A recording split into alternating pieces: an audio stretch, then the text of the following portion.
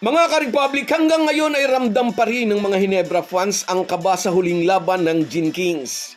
Pinadaan ng Magnolia sa butas ng karayom ang mga mag-aalak. Mamaya, isang mahirap na laban na naman ang haharapin ng mga bataan ni Tim Cone kontra sa Phoenix LPG Masters.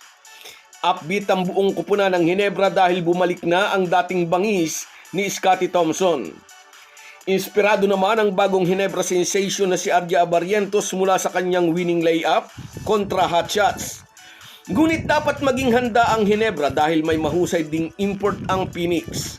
Double-double machine si James Dickey bilang import noon sa Indonesian Basketball League kung saan ay nag-champion sila kakampi si Justin Brownlee. Pag-uusapan po natin yan, pero bago ang lahat ay maglalambing po ako sa inyo na isubscribe ninyo itong ating channel at kung di masyadong makakaabala ay i-like at paki-share na rin ninyo.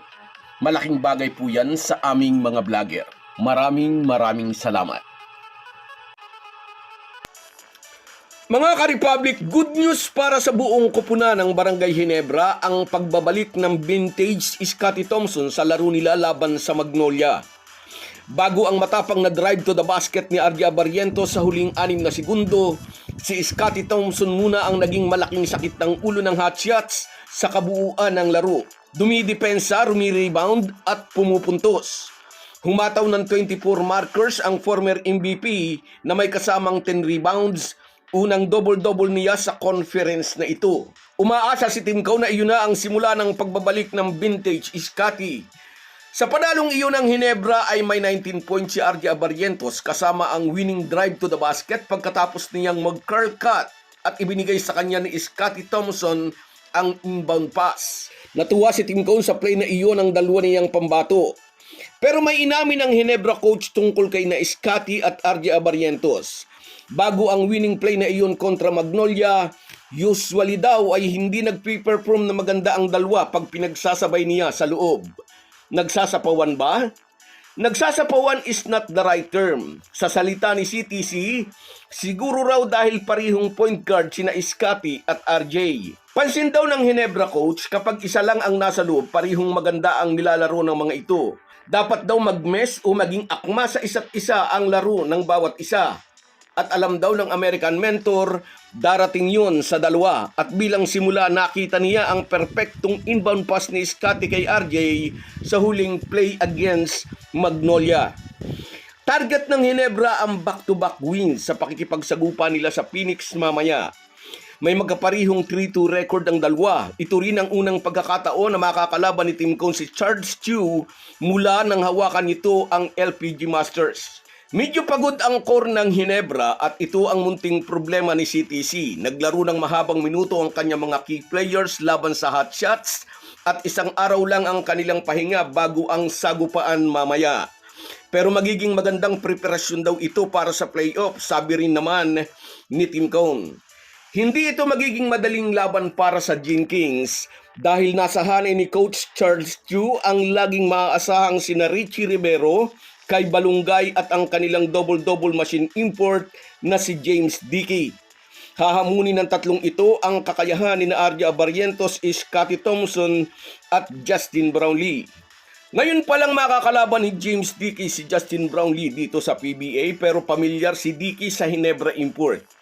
Isang buong conference silang nagkasama sa kupunan ng Pelita Jaya sa Indonesian Basketball League kung saan magkatuwang silang nanalo ng kampyonato. Bago nagsimula ang Commissioner's Cup, ikinuwento ni James Dickey si Justin Brownlee raw ang dahilan kung bakit pinangarap niyang makapaglaro rin sa PBA.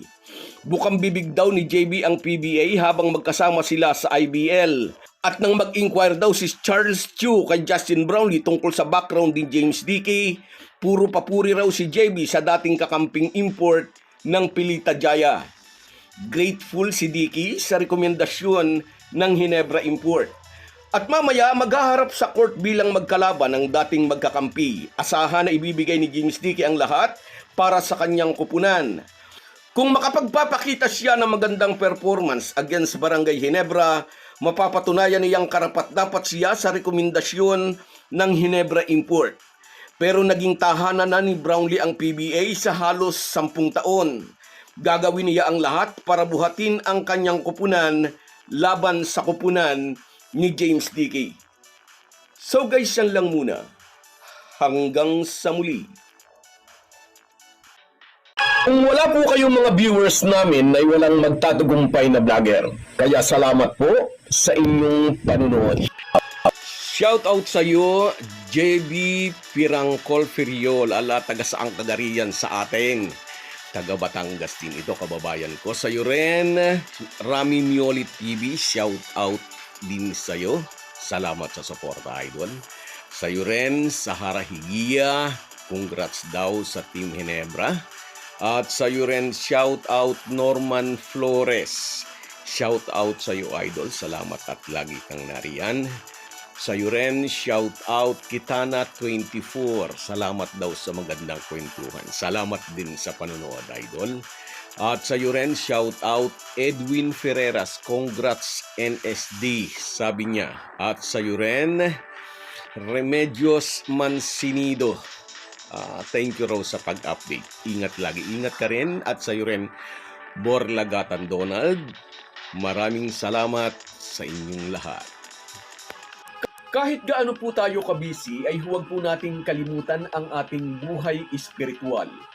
Lagi po tayong magpasalamat sa bawat araw na dagdag sa ating buhay.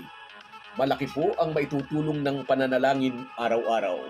Isang paalala po mula sa inyong Halo Halo Sports Republic.